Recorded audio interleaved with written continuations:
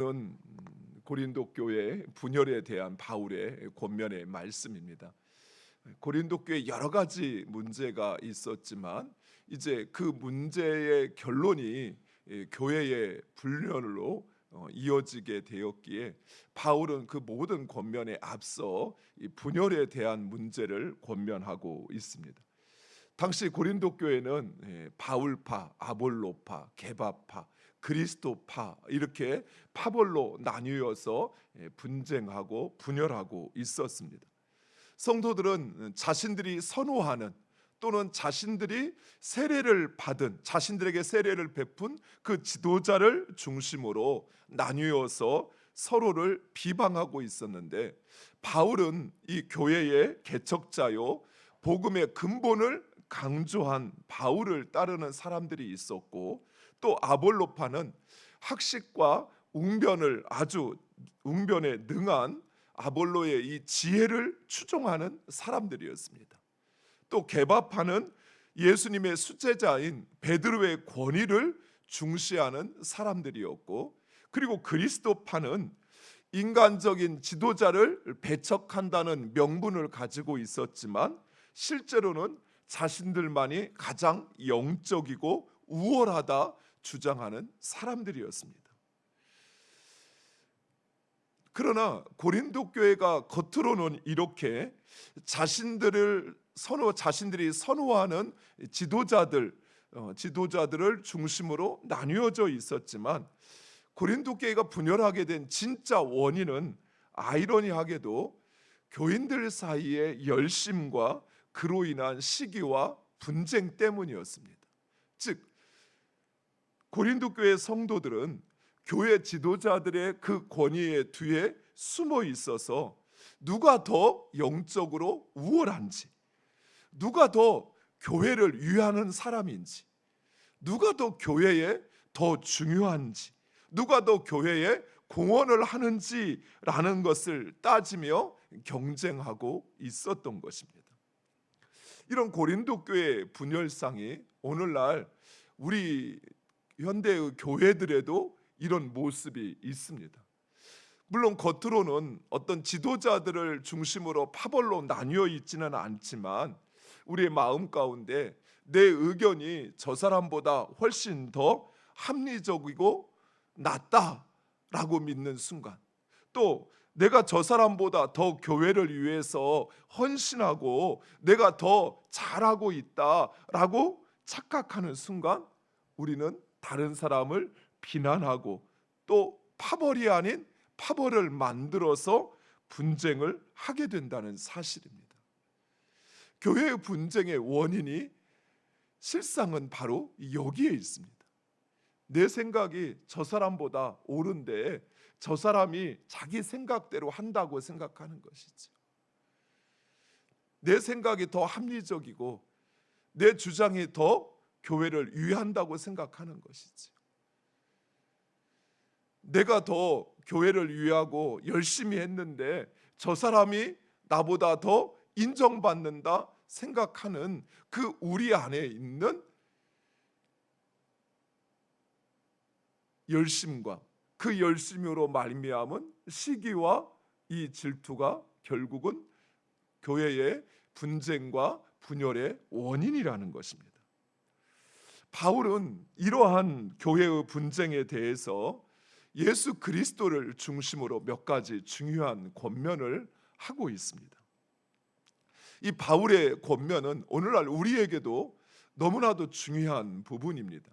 교회가 무엇인가 하는 교회의 정체성과 그리고 우리 안에 있는 보이지 않는 파벌과 분쟁을 해결할 수 있는 가장 결정적인 열쇠라 할 수 있습니다.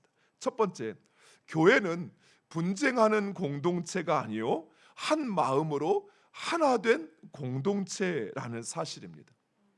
세상은 자기 중심성 또는 자기 주장을 드러내고 또 그것을 관절시키는 것이 중요합니다.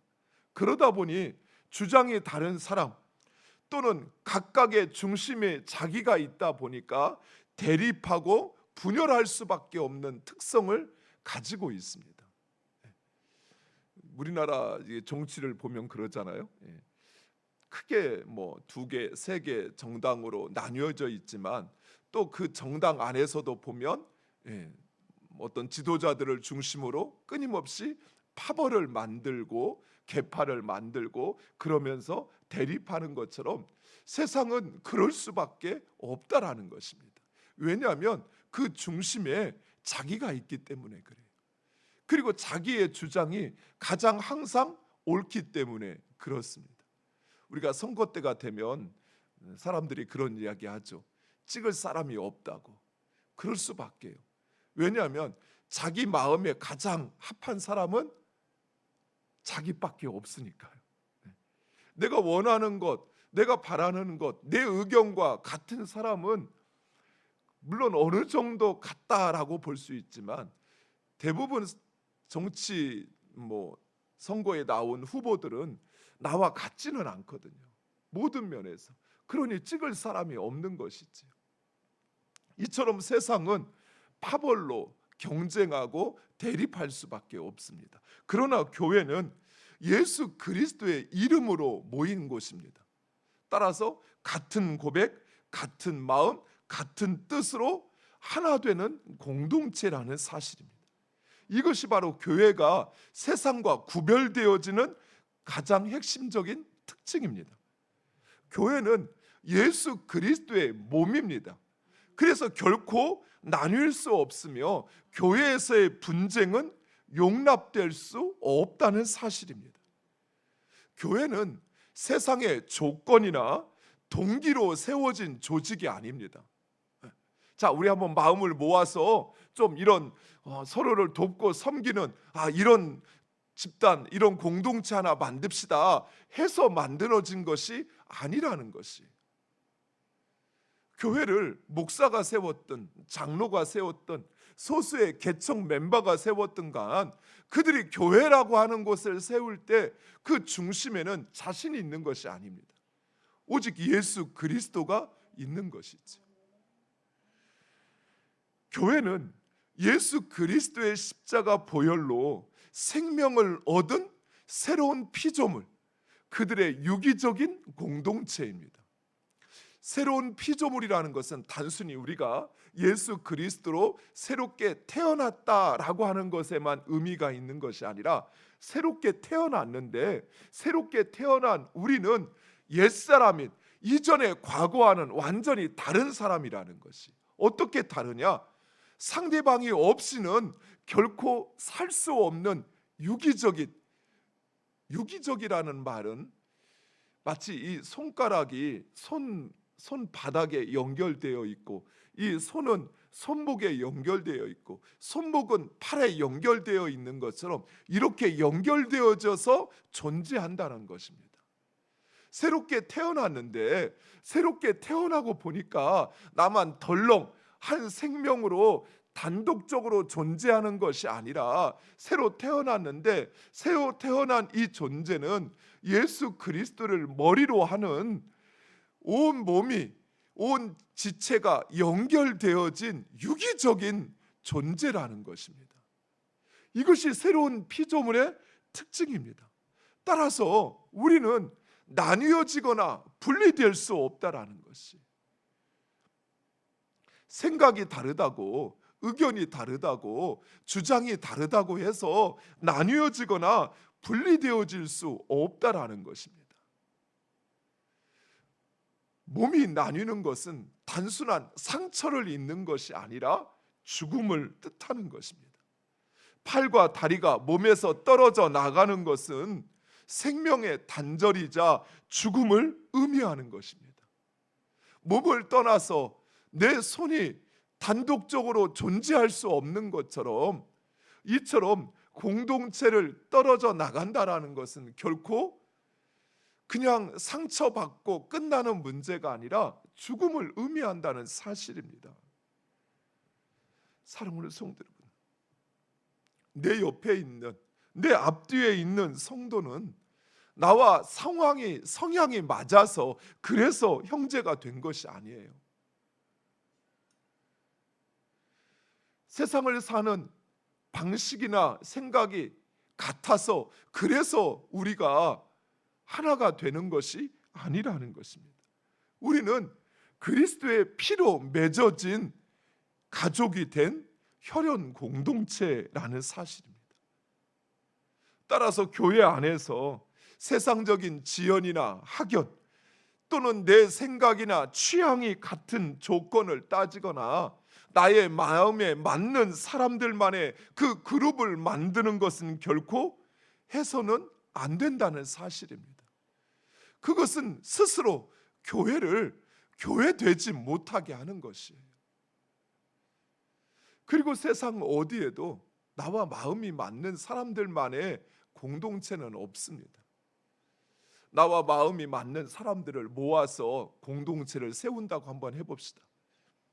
그러면 그 공동체가 모든 면에서 하나가 될 수 있을까요?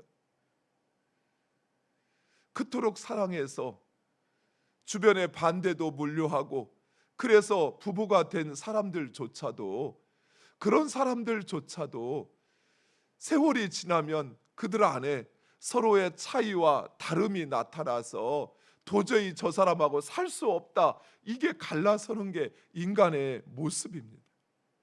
그런데 생각이 같아서 그래서 우리가 마음이 같아서 우리는 하나 되고 결코 흩어지지 말자 한다고 해서 그 공동체가 오래 가거나 아니면 그 공동체가 온전할 수 있을까요? 그렇지 않습니다. 중요한 것은 생각이 같아서가 아니에요. 성향이 같아서가 아니에요. 예수 그리스도의 보혈, 그것이 우리를 하나 되게 맺어주는 것입니다. 그리고 우리가 살기 위해서 그 예수 그리스도의 몸에 연결되어야만 한다는 사실이에요. 그 지체에 연결되어야만, 그래야만 우리는 하나 될 수 있는 것입니다. 고로 나와 좀 다르다고 해서, 나와 방식이 다르다고 해서, 생각하는 게 다르다고 해서, 성향이 다르다고 해서 그래서 구분하려고 하지 말라는 거예요. 나누려고 하지 말라는 거예요. 만약 예수님께서 생각이 같은 제자들만 모았다면 세상에 누가 예수님의 제자가 될 수 있었을까요?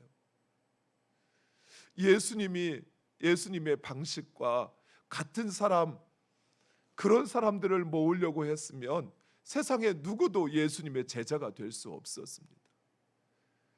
하지만 예수님은 그 모든 걸 다 용납하셨어요. 왜요? 내 지체요, 내 몸이요, 내 가족이니까.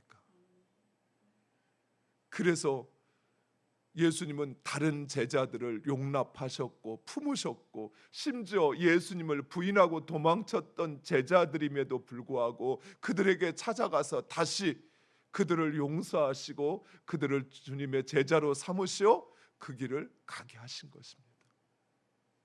사랑하는 성도 여러분, 우리는 이 교회의 정체성을 분명히 확신해야 돼요. 두 번째로, 교회의 하나됨은 오직 예수 그리스도와 십자가를 통해서만 이루어진다는 사실입니다. 교회의 주인은 오직 예수 그리스도이십니다.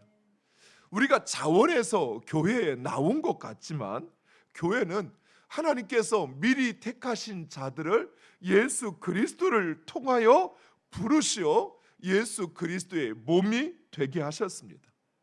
따라서 교회는 오직 머리이신 예수 그리스도께 복종하는 것이요, 예수 그리스도의 몸이 되어서 예수 그리스도께서 행하셨던 그 일을 하는 곳입니다. 사랑하는 성도 여러분, 교회의 복종은 목사에게 하는 것이 아니라 예수 그리스도께 하는 것입니다. 그래서 우리는 목사를 따라야 되는 거예요. 목사가 예수 그리스도께 복종하는 한 우리는 목사를 따라야 합니다. 장로를 따라야 합니다.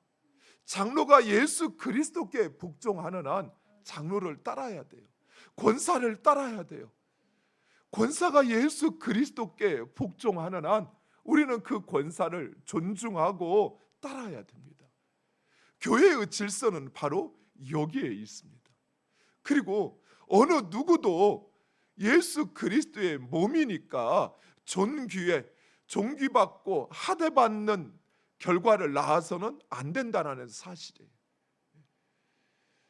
손가락이 내가 모든 일을 다 하니까 놀고 먹는 귀, 너는 붙어만 있는 것 같으니까 넌 필요 없어 말할 수 없다는 사실이에요. 입이 내가 모든 것을 다 먹어서 내가 일을 다 해내니까 너 발바닥 밑에서 그냥 필요 없는 것 같으니까 너 없어도 돼 하며 그렇게 무시하거나 인정하지 않을 수 없다는 사실입니다. 우리 모든 몸이 다 소중해. 모든 지체가 그저 그냥 저 사람은 교회 있는 것 같고 차라리 없는 게 나은 것처럼 그런 존재라 할지라도 그는 그리스도의 몸으로서 소중하고 가치 있다는 사실이에요. 그리고 교회가 해야 하는 일, 우리가 예수 그리스도의 몸이 되어서 해야 하는 일, 그것은 우리에게 유익이 되느냐 안 되느냐라고 하는 그것보다 예수님이 하신 그 일을 해야만 한다는 사실이에요. 교회가 커지거나 교회가 힘을 얻으면 어느 순간부터 그 교회가 주님의 일을 하는 것이 아니라 교회를 위한 일을 하기 시작해요. 교회를 유지시키는 것이 가장 중요한 목적이 돼요. 교회가 흔들리지 않고 평안해야 되니까, 그러니까 이 교회의 지도자는 담임 목사의 아들이 되어야 한다고 생각을 해요. 왜? 그래야 담임 목사의 리더십을 그대로 가져갈 거니까, 그러니까 교회가 흔들리지 않을 거라고 생각을 해요. 사랑하는 성도 여러분, 그렇지 않습니다. 교회는 오직 예수 그리스도께 복종해야 하듯이 이 교회의 안정을 책임지고 교회의 질서를 책임지는 것은 목사나 우리가 아니에요. 하나님이셔요.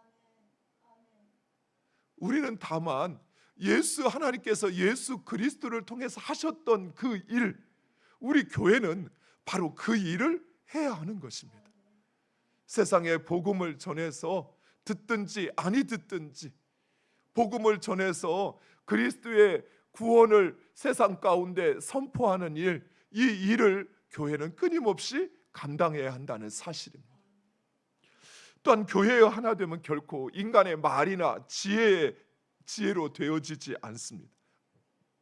예수님께서 가신 그 길, 십자가의 길, 바로 그 길을 따라갈 때만이 교회는 하나가 된다는 사실입니다.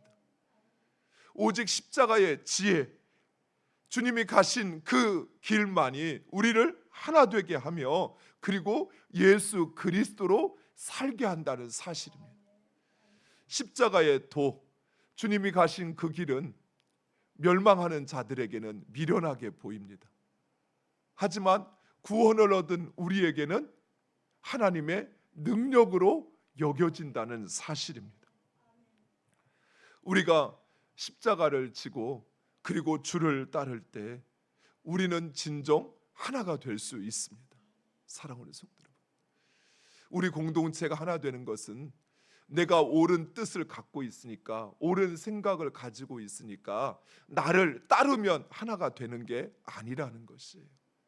내 생각이 옳아도, 내 생각이 합리적인 것 같아도, 내 생각이 가장 적절한 것 같아도 내가 십자가를 지고 내 생각을 내려놓고 포기하면 하나가 될 수 있어요.